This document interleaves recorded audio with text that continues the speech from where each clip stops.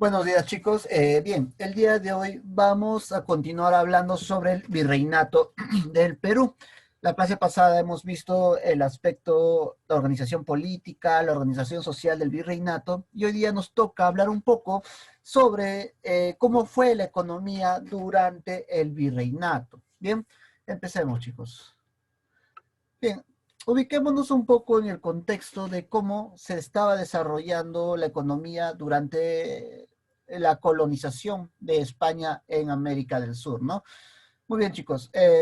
Cuando se da la invasión española, eh, la principal actividad económica en el Tahuantinsuyo antes de la invasión era la agricultura, pero una vez que los españoles toman posesión del continente sudamericano, la principal actividad económica será la minería, ¿no? Buscarán la explotación minera para poder llevar la mayor cantidad de oro y plata hacia la península ibérica. Bien, ahora, bajo este contexto, los fundamentos principales de la economía de la época colonial fueron los siguientes. Tenemos el mercantilismo y el monopolio, ¿no? ¿En qué consistía el mercantilismo, chicos? Pues bien, esta era una teoría o doctrina económica que sostenía que una nación solo podía llegar a ser poderosa y rica con la acumulación de metales preciosos, que era la única manera de llegar a desarrollar su máximo potencial, ¿no? Entonces, por eso durante esta etapa, siglo XV, XVI, incluso hasta el siglo XVII, se priorizó la exportación, o perdón, la explotación de los minerales preciosos, ¿no? Y la acumulación de estos para tener mayor riqueza. Luego tenemos lo que es el monopolio. El monopolio, chicos, consistía en el control estricto del comercio entre España y América. ¿Qué quiere decir esto? Que ningún otro imperio podía comercializar con las colonias españolas. Solamente y única y exclusivamente España debía de comercializar con sus colonias. Entonces, a eso se le denomina el monopolio comercial, ¿no? Una manera de proteger España su comercio para acumular la mayor cantidad de riquezas y no permitir que otros imperios comercialicen con sus colonias. Por esta razón que durante esta etapa se desarrolla en gran medida también el contrabando, ¿bien? Para poder comercializar con otros imperios, ¿no? Muy bien. Ahora, chicos, cuando transcurre el tiempo, van a surgir otros principios, ¿no? Por ejemplo, en el año 1561 va a surgir el principio del exclusivismo. ¿Y en qué consistía el exclusivismo? Este principio fue implantado por Felipe II para un control del comercio monopólico, ¿no? Mediante la exclusividad, lo mismo que hace un momento habíamos dicho, ¿no? Que solamente las colonias podían comercializar con España, más no con nadie, ¿no? Solamente y únicamente con España. Luego tenemos el intervencionismo. En el caso del intervencionismo, chicos, es la península ibérica, España, el mismo gobierno de España va a intervenir en el control del comercio de sus colonias, ¿no? Va a tratar de eh, detener o truncar el desarrollo comercial en las colonias. ¿Por qué razón, chicos? Porque España no quería que sus colonias compitan con el comercio de la península, ¿no? Lo único que querían los españoles o la corona española era que la península le vendiera todo a sus colonias. Entonces no les permitían o trataban de detener el desarrollo económico. A ellos se les llama el intervencionismo. Entonces, estos fueron los cuatro principios por los cuales se rigió el comercio entre España y sus colonias. Bien, ahora, ¿cuáles eran las instituciones económicas que se desarrollaron en la colonia o en el virreinato? Bien, primero tenemos la Casa de Contratación de Sevilla. Esta fue fundada en el año 1503, ¿bien? Y era el lugar exclusivo de entrada y salida de las embarcaciones de la península ibérica hacia América, ¿no? Todas las embarcaciones que comercializaban entre España y América tenían que hacerlo mediante la Casa de Contratación de Sevilla, ¿no? Por lo tanto, al puerto de Sevilla llegaban todas las embarcaciones que llevaban mercancía de España a América y viceversa, ¿bien? Ahora, la Casa de Contratación de Sevilla se encargaba de reglamentar el comercio entre España y sus colonias, ¿no? Y nada podía salir, entrar o salir si no era por medio de esta institución. También se daba el tráfico de personas por medio de esta institución. Bien, pero chicos, la Casa de Contratación de Sevilla también funcionaba como una especie de aduana, también una oficina consular, una escuela náutica, porque acá se formaban los futuros marineros, una factoría, porque acá también en esta zona se construían las embarcaciones, un tribunal comercial. ¿Por qué? Porque la Casa de Contratación de Sevilla fungía de tribunal ante problemas de índole comercial, ¿no? Y una escuela cartográfica también. Entonces, la Casa de Contratación de Sevilla, chicos, tuvo múltiples funciones durante la época de la colonia y fue muy importante para la corona española. Luego tenemos el Tribunal del Consulado. Bueno, este fue instalado en el año 1613 en el Callao, puerto principal del Virreinato del Perú. Bien, ahora, ¿cuáles eran sus funciones del Tribunal del Consulado, chicos? Básicamente su principal función era el de representar y proteger a los comerciantes limeños, ¿no? Esa era una de sus funciones principales. Bien, representaba y protegía a los comerciantes limeños. También se encargó de la resolución de problemas legales de índole comercial en el caso de América. Fue la única institución, fue la única institución autorizada para comercializar las mercaderías europeas en toda América del Sur. Solamente por medio del Tribunal del Consulado se podía comercializar cualquier tipo de mercadería traída de Europa en toda América del Sur. Bien.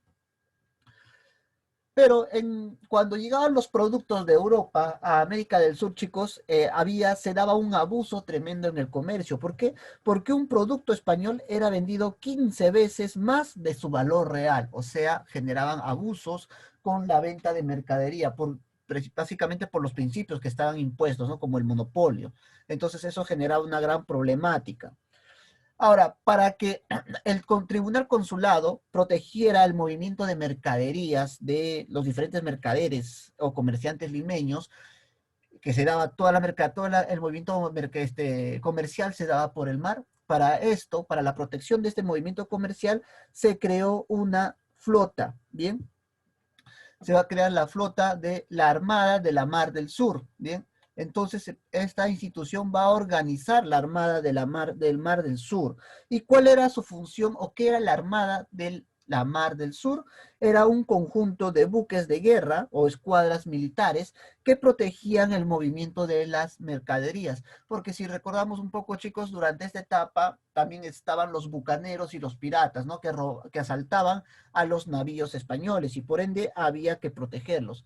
Entonces, cuando se movía un barco con mercadería, no lo hacía solo, sino lo hacía en un convoy de muchos barcos, ¿no? Y generalmente protegido por 3 o 4 barcos de guerra, ¿bien? Entonces, esa era la Armada del Sur, encargada de proteger todo el movimiento comercial que se daba entre América del Sur y cuando se llevaba hacia Panamá, porque hubieron 2 rutas comerciales. La primera ruta que venía desde España hasta Portobelo, en Centroamérica, y la segunda ruta de Portobelo a América del Sur. Bien, entonces esta ruta entre América del Sur y Centroamérica era protegida por la Armada del Mar del Sur. Bien, que esta armada también se encargaba de llevar los metales preciosos hasta Panamá. Estos metales preciosos iban desde el Perú a Panamá, en Panamá se desembarcaban y de Panamá se llevaba hacia la península ibérica. Entonces, chicos, esa era la función del Tribunal del Consulado. Ahora, ¿cuáles fueron las actividades económicas que se desarrollaron durante el virreinato? Bien, como les había hecho mención hace un momento, si hasta antes de la llegada de los españoles la principal actividad económica en el Tahuantinsuyo era la agricultura, cuando los españoles se instalan en el continente, la agricultura pasará a un segundo plano y la principal actividad económica será la minería, ¿no? Ahora, esta era considerada como la actividad de mayor importancia para la corona. ¿Por qué razón? Porque de nuestro territorio se llevaba la gran cantidad de oro y plata hacia España. Bien, En torno a la minería también se desarrollaron otras actividades comerciales, como lo que es el comercio, ¿bien? ¿Y cuáles fueron las principales actividades, perdón, cuáles fueron las principales minas durante el virreinato? Pues tenemos la mina de Potosí, que fue explotada de 1585 a 1605. Esta mina, chicos, fue la más importante durante estos años, porque era la primera productora de plata del mundo, ¿bien? Entonces, de Potosí se extraía gran cantidad de plata que se iba hacia España. Luego, otra mina que cobra importancia durante esta etapa va a ser la mina de Huancavelica. ¿Pero qué cosa extraían de la mina de Huancavelica, chicos? De esta mina extraían el azogue. ¿Y qué es el azogue? Pues es el metal líquido, el mercurio. Y alguien me puede decir, pero profe, ¿para qué es importante el mercurio? Pues el mercurio en esta época, chicos, era muy importante porque con ella purificaban la plata mediante el amalgamado, ¿bien? Mediante la mediante la amalgama, se purificaba la plata. Ahora bien, chicos, ese tipo de purificación de la plata por medio del mercurio abarataba los gastos, abarataba bastante los gastos de la corona española en la explotación de las minas en América del Sur. Entonces, por ende, cobró mucha importancia la mina de Huancavelica. Bien. Bueno, chicos, la minería pagaba un impuesto, que era el quinto real, ¿no? Ese impuesto era el que pagaba la minería, y era el 20% de la producción minera a favor de la corona española, ¿no? O sea, el 20% de toda la producción que tenía una mina tenía que ser entregado a la corona española como impuesto. Entonces, la minería fue la principal actividad económica durante el virreinato. Pero también se desarrolló el comercio, que se realizaba mediante el sistema de flotas y galeones. Bien, el sistema de flotas y galeones, que ya lo habíamos mencionado hace un momento, eran los que se encargaban de proteger el movimiento de los comerciantes, ¿no? Estas flotas salían de Sevilla hacia Cartagena, Veracruz y Portobelo, llevando la mercadería desde España a este lugar, y luego iba desde el Callao, desde la América del Sur, desde el Callao, partía la Armada de la Mar del Sur y hacia Portobelo, ¿no? Entonces también en esa ruta llevaban mercadería y los minerales preciosos. Ahora, chicos, el comercio también pagaba impuestos. Este comercio pagaba diferentes tipos de impuestos. ¿Cómo qué impuestos? Por ejemplo, almojarifazgo. El almojarifazgo consistía en un impuesto aduanero, era un impuesto al movimiento de mercaderías. Luego teníamos la alcabala, que era el impuesto a la venta de bienes, y generalmente podía ser hasta el 50% de los bienes. ¿Por qué razón? Porque había que mantener la armada del Mar del Sur. Luego tenían el impuesto de avería, que era un impuesto pagado por las embarcaciones por el uso de los puertos. Entonces, esos impuestos pagaba el comercio. ¿Cuáles eran las instituciones que se encargaban de regular la actividad comercial en Sudamérica, chicos? Pues tenemos a la Casa de Contratación de Sevilla, que ya la habíamos nombrado hace un momento, ya habíamos hablado sobre ella, y el Tribunal del Consulado de Lima, ¿no? Que también habíamos hablado en detalle sobre este tribunal hace un momento. Estas eran las dos instituciones encargadas de regularizar el comercio en América y entre América y España. Ahora, en cuanto a la agricultura, chicos, bueno, predominaron las relaciones feudales de explotación al indígena. ¿Qué significa esto, chicos? Que el trabajo de los indígenas se desarrollaba en las tierras comunales o tributarias. O sea, estas tierras eran donde todo el trabajo de los indígenas se daba hacia la corona, ¿no? Tributaban sobre el trabajo que hacía, tenían que tributar. Y este tributo era 2 veces al año. ¿Y quienes se beneficiaban del tributo indígena, de este tributo de su trabajo en la agricultura? Eran los corregidores, la iglesia, los caciques, también los hospitales, ¿no? Y esto tenía que ser, este impuesto o tributo que entregaban tenía que ser, podía ser en mercaderías o en monedas, ¿no? De esa manera tenían que entregar su tributo. ¿Y quién regulaba este tributo de la agricultura? Era regulado bajo el gobierno del virrey Toledo. Bien. Otra actividad que también cobró gran importancia fueron los obrajes. ¿Y qué cosa eran los obrajes, chicos? Eran talleres de producción textil. Recordemos un poco que el algodón peruano es uno de los algodones más finos del mundo, entonces cobró mucha importancia. Es cierto que, los productos textiles de las colonias españolas en América del Sur no alcanzaron la calidad de los productos textiles de Europa, pero sin embargo tuvieron mayor cantidad de producción. Es más, empezaron a competir muy fuerte con la península ibérica. Es por esa razón que la corona trató de detener la producción textil en América del Sur, pero no lo logró. Los principales lugares donde se desarrollaba en gran medida el obraje fueron en Quito, en Junín y en Cusco. Eran las zonas donde más se desarrollaban los obrajes, sobre todo en Quito, que tuvo una una gran producción de lo que eran los productos textiles. Bien. Ahora, chicos, tenemos también lo que son los impuestos. ¿Cuáles eran los impuestos que se pagaban durante el virreinato? Bueno, tenemos diversos tipos de impuestos. Tenemos, perdón, el tributo colonial indígena, ¿no? Este tributo lo tenían que pagar los indígenas por el simple hecho de ser indígenas. Y este tributo podía ser pagado en dinero, en especie, y se pagaba 2 veces al año.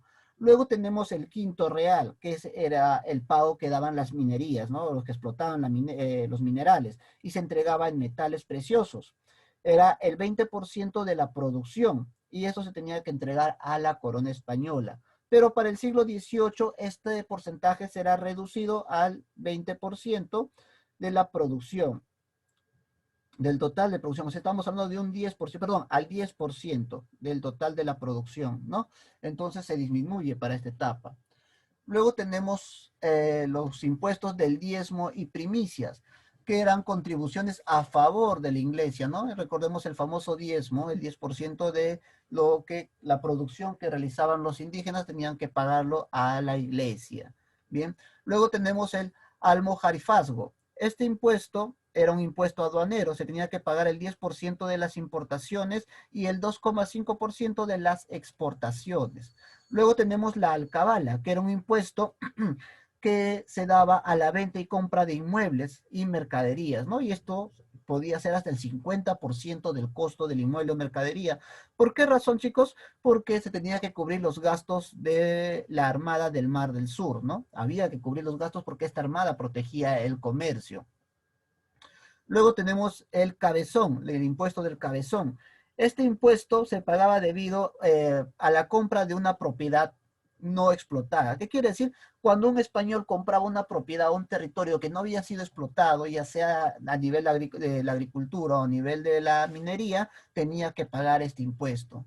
Luego está la media annata. La media annata, chicos, era un impuesto que se pagaba anualmente, que los funcionarios públicos tenían que pagar este impuesto, ¿no? Una vez al año. Luego lo que es la importación de esclavos. Por la importación de esclavos había que pagar 2 pesos por cada esclavo importado. Bien, recordemos que en esta etapa se daba en gran medida la importación de esclavos. Se traían muchos esclavos de el África, ¿no? Luego tenemos lo que es el impuesto de la mesada, que se pagaba un mes de salario completo. Pero este impuesto solo lo pagaban quienes ingresaban a un cargo eclesiástico. Ellos tenían que pagar ese impuesto, no todos. En el caso del impuesto de la avería, esto lo tenían que pagar los galeones que cruzaban el Atlántico con mercaderías, ¿no? Y ese impuesto también beneficiaba a la Armada del Mar del Sur, que era la encargada de proteger a estos galeones que llevaban mercadería. Luego tenemos el impuesto de la gabela. La gabela era un impuesto a los cabildos o municipios que tenían que pagar. Luego tenemos el impuesto de las lanzas. Ese impuesto se pagaba por la compra y venta de títulos nobiliarios. Recuérdense que en esta etapa ya habían muchos comerciantes que querían tener títulos nobiliarios, ¿no? Para considerarse importantes, básicamente, y la venta y compra de estos títulos nobiliarios tenían que pagar un impuesto que era la lanza. Luego tenemos lo que es la sisa, que es un impuesto por utilizar los pesos y medidas en el comercio, ¿no? Este impuesto se pagaba por utilizar los pesos y medidas, ¿no? Para las ventas más exactas. Entonces, de esa manera era que se tenía que pagar este impuesto. Y finalmente, chicos, tenemos el impuesto de la derrama, que se tenía que pagar a la corona en caso de que hubiera guerra, ¿no? Y España, recordemos chicos que en esta época estaba en constantes guerras por el dominio en Europa, por mantener su estatus de potencia en Europa, ¿no? Tuvo muchas guerras, tuvo guerras contra Francia, contra los Países Bajos, correcto, contra Inglaterra. Entonces, la financiación de esta guerra era dada por medio del impuesto de la derrama, ¿no? Entonces, de esta manera era como se desarrolló el comercio y la economía durante el virreinato. Durante todo el proceso de los 300 años de colonización española, chicos, hubieron diversas formas de explotación, donde se destacan el yanaconaje, ¿no? Donde los yanaconas o indígenas eran adscritos en tierras o haciendas para que trabajen, ¿no? Y a cambio de su trabajo, el señor, el dueño de la hacienda, le otorgaba una parcela de tierra para su propia alimentación, ¿no? No le pagaba dinero, o sea, le daba una porción de tierra para su alimentación y el indígena tenía que trabajar de gratis para este dueño de esta hacienda, pero también se dio una fuerte explotación laboral de los varones, sobre todo de los varones entre los 18 y 50 años por medio de la mita, ¿no? Hubieron distintos tipos de mitas, chicos. Estuvieron la mita obrajera, la mita de plaza, la mita de tambos o caminos y mitas especiales, pero la más perjudicial y la más destructora fue la mita minera, donde los indígenas eran llevados a trabajar incluso hasta la muerte, ¿no? Y los hacían endeudarse porque tenían que trabajar de gratis, obligatoriamente, bajo un sueldo mísero que no llegaba ni a un centavo y encima tenían que pagar por sus alimentos. Al final salían debiendo lo que era el pago de sus alimentos y se esclavizaban en un círculo vicioso para que nunca pudieran dejar de trabajar, ¿no? Por esta razón muchos indígenas murieron en las minas mediante este tipo de explotación. Bien, chicos. Bueno, de esa manera se desarrolló la economía en el virreinato. Acá les estoy dejando la tarea. Van a desarrollar la página 61 y 62 de su libro, esquematizan el tema y dibujan o pegan el tema. Bien, en unos minutos nos encontramos en la asesoría para despejar cualquier duda y desarrollar el libro. Bien, chicos.